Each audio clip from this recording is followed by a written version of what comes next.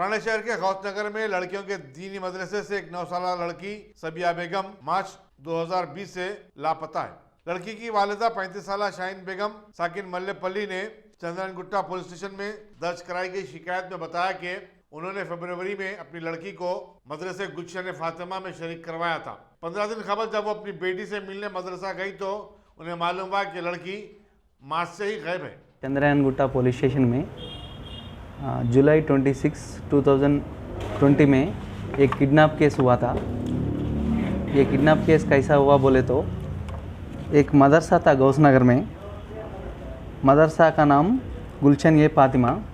ये मदरसा में मल्लापल्ली नामपल्ली में रहने वाला एक औरत शाहीन बेगम, उनको 4 बच्चे हैं। उसमें एक बच्चा है, 3 बच्चियाँ हैं।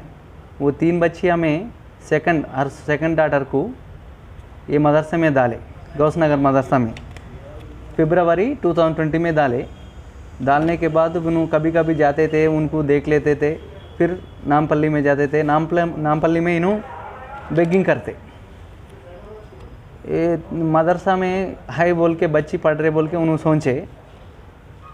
मार्च 2020 में एक रात में बच्ची मदरसा का दीवार कूद के, छोटा दीवार छोटी च रहता, वो कूद के उधर से भाग गए। बच्ची भाग जाने के बाद इन लोगों मदरसा वाला उनका मम्मी कहने जाएंगे बोल के, तो लॉकडाउन था, 2-3 दिन लेट करके फिर उनका गए, मैसेज पहुंच गए।